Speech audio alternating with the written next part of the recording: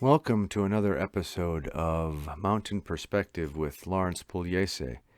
On this episode, we talk with several individuals who work in the home healthcare industry as a trained nurse or as someone who just kind of fell into it because of the needs of someone in their community and their family, about the challenges that they face as healthcare providers, and we broaden the discussion into what the American Jobs Plan and American Family Plan, right now being debated in Congress, can do to help with their specific needs as healthcare workers, as well as many, many needs in many facets of our communities and in our society here of the United States of America.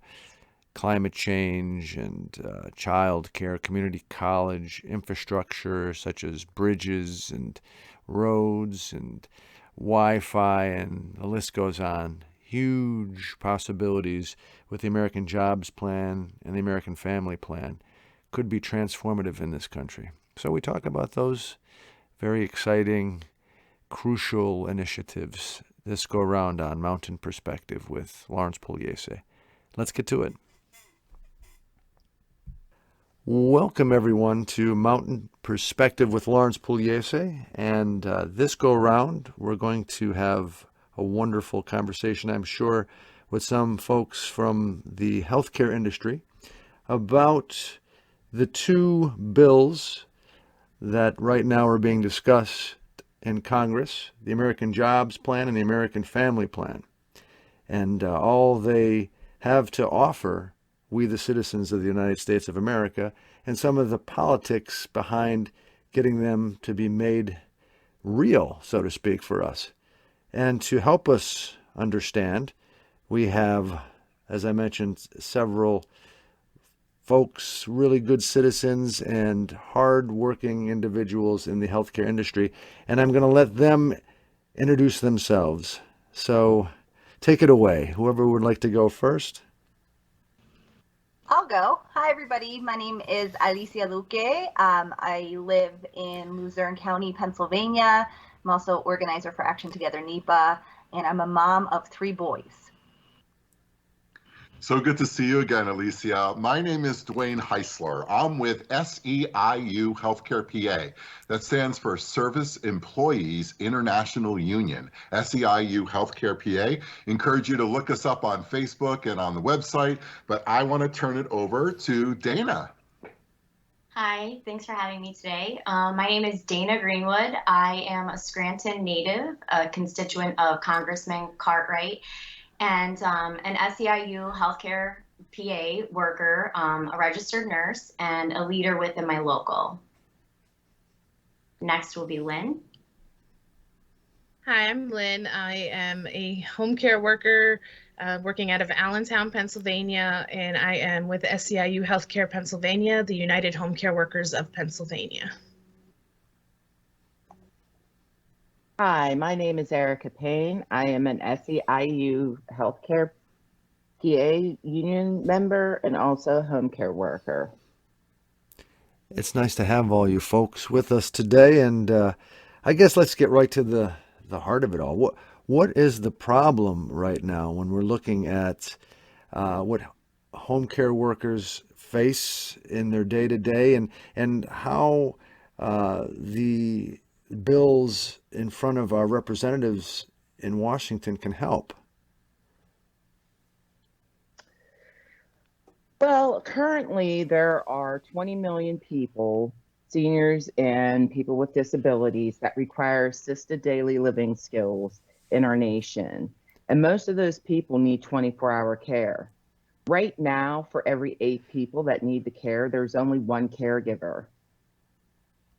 Wow, that's Erica Payne, by the way. So, do you hold high hopes that what is being discussed in Washington, D.C. through these bills, in particular the American Family Plan, can help with what you're facing out in the Absolutely. I mean, right now, people are literally dying. That's not an exaggeration. They're dying to receive care. And the ones that are receiving care, it's shaky. So we have people who are getting sick because there isn't enough people to take care of them. As we speak right now, there are tens of thousands of people that are stuck in their beds praying for someone to come help them. And until somebody actually goes and helps them, they're not going to eat today. And they're not going to have the dignity to get a shower or use the bathroom or wear clean clothing, either because the caregiver didn't show or there wasn't one to begin with. Yeah, I think that's one of the things that we're really trying to accentuate too, or to lift up, is that one of the reasons for these shortages right now is because care workers are working long hours without benefits, without paid time off, without sick leave, working poverty wages. I think it's like 30% of workers are on 50% are on public assistance. So pretty much the government's already subsidizing our healthcare as healthcare workers. It's crazy to have healthcare workers that don't have access to their own healthcare, right? If we can't take care of ourselves, we can't continue to take care of the people that need it. We ourselves are 30% more likely to have autoimmune diseases and die before the people that we take care of, just because of the burnout that happens in this industry. So that's where we're really accelerating. Like me personally, I take care of somebody that I live with. So I'm my roommate, and he needs 24-hour care. He's in a wheelchair. He requires 100% care. I don't get paid 100% of the time. I get paid part of the time. And the government calls this, oh, come on. I know it's hard informal supports. Informal supports. Yes. It's emotional. It's emotional too, isn't it? I can tell. Yeah, they say we could do it for free. And I'm like, I could do it for free, but if I have to get a job outside of the home, he's alone. And he can't get to the bathroom because we can't afford accessible housing. And he can't get to the sink and he can't eat. So he has to sit alone because there's not enough care workers and because we don't get paid enough. So this is a quality of life issue for the disabled and the elderly in our communities. Is this gentleman you're talking about the man we spoke about before we went on air, Brandon? Is this who we're talking about? Yes, this is Brandon. And he's an amazing advocate for people with disabilities as well. And one of the words we threw around was dignity. Absolutely. All people deserve dignity, right? Specifically, people with disabilities are being denied that, right? They don't want to be thrown into institutions, right? We are how many years away from the Americans with Disabilities Act? I think it's 31 years now. And we're still having these issues with access for people with disabilities. And that's absolutely abhorrent that we're still dealing with this issue, that people with disabilities, we take them out of the institutions and now what, we let them rot at home, or we put them right back into the institution because we don't know what to do with them. We have a solution right in front of us. We have a way to give people dignity, to get them out in the communities, to help them get, contribute, work, do all kinds of things. And we need to continue to lift them up and lift up care workers that are doing the work. Erica, did you want to chime in? I noticed you wanted to say something too. I do apologize, but I definitely have to touch on what Lynn's saying because it's so important. I, along with 8 million or more people in this nation, am a Gen Xer that had to leave the work field to make sure that my mother was taken care of. Too many of us Xers can't leave their job to take care of their family members because they are the head of household as well. So to make ends meet, I have to work 3 jobs. And one of those is to take care of a quadriplegic 4 nights a week. And when her caregiver doesn't show on the nights that I don't work because I'm working another job, I have to leave that job to make sure she gets into bed. Look, I didn't take an oath or anything like that. I'm not a nurse. I didn't choose this profession. It literally fell on my lap. I do this because she needs that help. She can receive a life-threatening injury if I don't intervene. But when I have to step away from my job, I lose money because of it. And it, Lynn mentioned, and the solution's right in front of us. I think you're referring to the American Family Plan. That's the so-called soft infrastructure plan that's in front of Congress right now. And the progressives are really making sure that doesn't get lost in the mix. The infrastructure plan has more unified support. That's a more traditional sort of infrastructure set of, I guess, ideas that we're going to support with money. But medical leave is part of that second plan, Absolutely. the American Family Plan, right? Elder Yeah. care is part of that, and that's what you guys are talking about, I believe. Yeah, I don't really like when people say soft infrastructure, because that doesn't really jive with what this is, right? People need bridges to get to work. They need roads. I get that. But they can't ride those bridges, they can't drive on those roads if they can't even get to work. We have so many people leaving the workforce and staying home to take care of somebody who has a disability, right? So we're actually taking away from our economy. We could grow the economy, we could get more jobs out there, we could get more people access to like good union jobs where they have some protections. And that's not soft infrastructure. I'm sorry, it's just not. It's part of the actual fabric and makeup of this country. I love it. Thank you, Lynn and Erica. Now, I know there are other aspects to what we're trying to understand, looking at this moment in history. This could be transformative if these bills are made into law. The Great Society, right? It harkens to, and also to FDR's New Deal.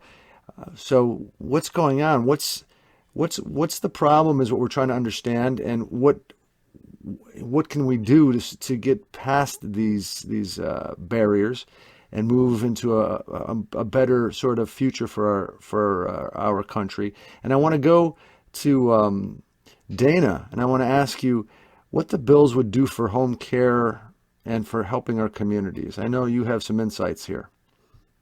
Okay, thanks. So when a family makes the decision to receive home health services, the problem is that there's something called a waiting list. And the reason that a waiting list exists is because there's not enough home health care workers. And the reason there's not enough home health care workers is because they're making poverty wages. So think about what this would mean for your mom, your grandmother, or any family member who at some point in their life may need these services. So I'll tell you, when my grandmother was nearing the end of her life, battling end-stage COPD, her last wishes were to die with us in her home. My family and I tried for months to keep her home, but as her condition worsened, we didn't have the resource or skill at that time to take care of her any longer. With limited money and all of us working full time, the task of her being on continuous oxygen, becoming increasingly frail and dependent, she ended up in a nursing home until home health services would become available. Well, while being there, she was on a waiting list for those services, and she ended up passing away before we can honor her final wishes. In order to expand access and affordable services for millions of seniors like my grandmother and people with disabilities, we need to eliminate these waiting lists. And we do that by increasing these workers' wages and also training them. These workers are taking $10 to $12 an hour jobs, working 12, 16 plus hours, often to extremely vulnerable people doing back-breaking work that most of us would like to avoid. They're becoming burnt out, and with good reason. So there has to be a change in our culture to respect these workers and hold their jobs in a higher esteem, because the competition right now for low-wage workers is making this profession even less appealing.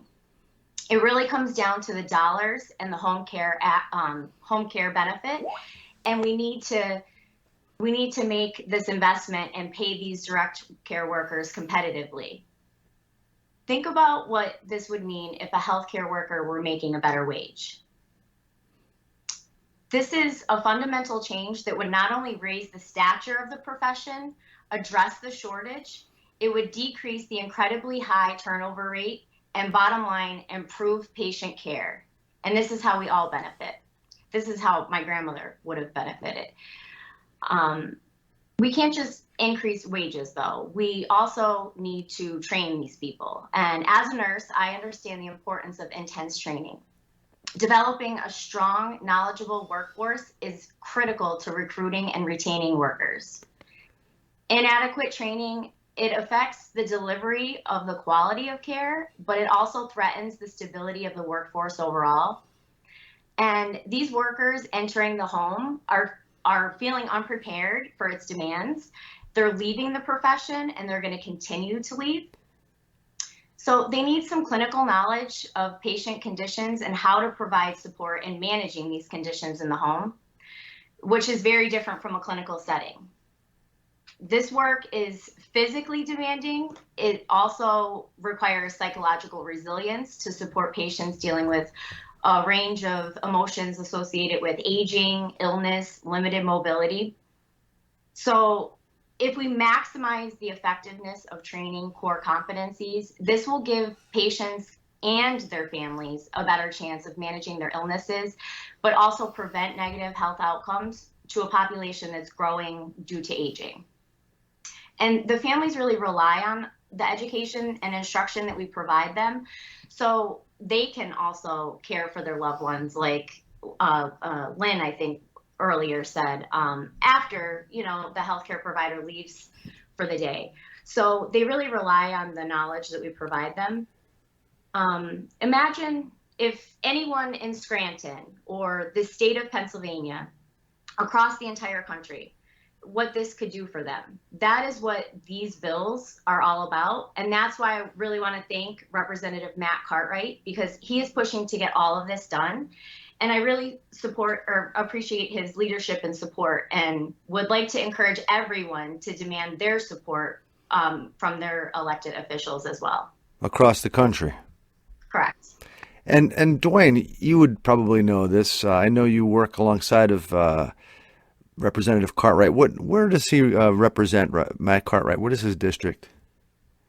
So Congressman Matt Cartwright is in Northeast Pennsylvania, and has been a champion for healthcare workers, just like Dana has said, and has been really a leader in making sure that both of these bills, the infrastructure bill and the what's also known as the reconciliation bill, goes through the human infrastructure, which is what we all need. But Dana, I know we were talking earlier, and about your grandmother. How did you and your family, when you and your family finally came to the point where you decided, and this is tough, right? And I'm sure there's families across the country who go through this, right? That they finally decide we're going to do everything we can to keep our grandmother, our mother, in the home. What when you found out that that there was going to be, how did you and your family deal with this? Like, how did you feel about that? Well, we felt abandoned. We felt helpless. Like this was her last wish. We felt like we were letting her down. We really took it personally, and it was difficult to deal with. And I know a lot of people deal with that unless you have money, and not everybody has the means. And that's the thing I don't understand. When folks, in particular, I'm going to call out the Republicans, that talk about a healthy society, a just society. How could we have or say that we're going to have a healthy, fair, just society if we're not taking care of these basic needs, life and death needs? I'm sure you agree with me. I'm preaching to the choir, so to speak, but we should ask that question. Anybody who's on the fence, how could we have a healthy, good society when we don't take care of the basic health needs of our fellow citizens, among other things? And we're going to talk about this, among other things, with Alicia. There are other aspects to what these bills can do for society besides healthcare. We've been talking about healthcare in particular. Alicia, what else do you see these bills can do for our communities? Sure. Being from NEPA, the NEPA area, born and raised, the one thing I always heard repeatedly in this area is that we can never get ahead, right? And we're always struggling in this area. And now here's a moment where we could finally get some help. We can finally get some help. And for some reason, there's so much debate. For me personally, it's been such an emotional experience because my husband is a vet. Okay, he serves 20 years in our military. I have 2 kids on the autism spectrum, 2020 being home with them, doing the balancing act between teaching and caring for them has been tremendously difficult. There's so many parts in this bill that need to be addressed and needs to be amplified and should be brought through. Affordable housing in this area, clean air and water, paid family leave and medical leave, good quality care for our families. I mean, I know as once a new mother and a former single mom, how difficult it is to have to pick a good quality childcare, and you want to make sure that your kids are being taken care of. And here's a moment where this could happen. Like, why would anybody fight on this? How could we move forward in our country at all if we don't have a great foundation, which is part of infrastructure? So it just does not make sense to me why this is even a debate as a mother, as a hardworking mom, as a military spouse, and as a mother to kids with special needs. None of it for me, honestly, on a personal level, it is so frustrating to see this day in and day out that there's such debate on any of this being put through. And there's so much to be covered. Long-term care for seniors, universal care, as I mentioned, for child care, expansion to Medicaid. And the list goes on and on, the things that we need help with. And it should not be a debate. You know, I want to thank Congressman Matt Cartwright for supporting these bills and help pushing them move forward, because they need to move forward. And as a Latina, you know, Congress right now, you need to call them and support these bills, please, because it needs to happen. It just needs to happen. And yeah. Yeah. Well said, Alicia. That was really passionate. I'm sorry for that. It's just very frustrating. No, you shouldn't. You should not apologize for passion. Without passion, where would we be? Logic, rationality, and passion all together make for good outcomes, I think. And that's what we're experiencing in this conversation. Thank you so much for being on Mountain Perspective. I want to continue. I saw Erica might have some things to say here regarding what these bills can also do for the community, and why it is so important for us to, at this moment in time in our history, to move in this direction and in supporting these two bills, the American Jobs Plan and the American Family Plan. What are you thinking, Erica? Why are these bills so important to you? What do you think they can do for us? I feel like everyone has said exactly what I would say about them, but I will definitely back it up, because, you know, Dana hit the nail on the head by stating that we need the competent training. With this bill, with the $400 billion, we need that full $400 billion. We can completely stabilize that need and build a strong foundation for this profession. We are the ones right now that are inserting feeding tubes, IVs, catheters. We're packing wounds. This is nursing work that we are not trained to do. We are getting our training from YouTube videos, because there isn't enough nurses in the field to come out to take care of them. They're all being called into the hospitals. Without this training, we're floating in the water. We need that confidence as we walk in order to be able to take care of these people. Right now, we're only sustaining the ones that are getting the care, but they need to start thriving so we can start taking care of more people that need that care. The second thing that we need, obviously Lynn brought it up, health insurance. The fact that it's ridiculous that healthcare workers are not receiving healthcare for themselves and their families is just mind-blowing. We need to be able to take care of ourselves. If we can't take care of ourselves, we can't take care of anybody. You know, everybody falls if we do. Exactly. And I mean, when you think about what these bills can do for us if made into law, cradle to the grave safety net, and also a sort of cultivation of all the basic needs for humanity.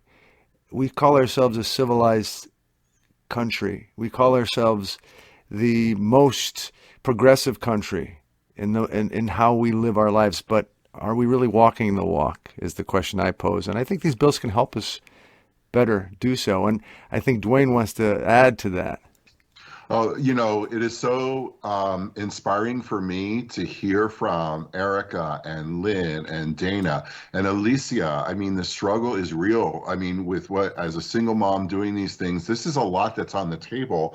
And so I think what we have to ask ourselves is like, where do we go from here? And right now, with these two bills on the table, our fate is in the hands of our elected officials, right? We elected them. We just elected them, and we gave them an ultimatum. We need to build back better. And this is that plan. This is that plan that's going to lift up all the things that we talked about regarding healthcare and home healthcare worker, but also affordable housing and clean air and water and paid medical leave and, all the things Alicia said with childcare and tuition-free community college and all of these things are all here. And it's all there, and we're right in this moment. So I think everyone that's listening needs to think about how and this is across the country, how their representative is going to vote on this, right? And if you don't know, we need to give them a call and find out, are you voting for both of these bills? And we need to get that on the record. Heck, they were like in canoes, right? And things going up to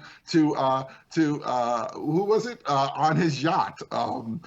Yes, it was to Manchin. Yeah, Manchin was on his yacht and a bunch of people like rode up to him and were trying to hold him accountable, right? So I don't care if they're on their yacht. I don't care if they're in their home. I don't care if they're, flying. We need to reach out to them. Everyone needs to reach out to them and find out where they stand and how they're moving forward. And I'm, as was mentioned a few times, Congressman Cartwright has been a tremendous leader here. And I know he's been really lifting things up. He knows how important both of these bills are to everyone in the state of Pennsylvania and what it would mean to everyone on this call if those bills were passed. So I would once again lift up what Alicia said and contact all of your members of Congress, your senator, your member of the House, and make that call. Alicia, maybe you can let folks know that again. Contactio al Congreso. Call Congress.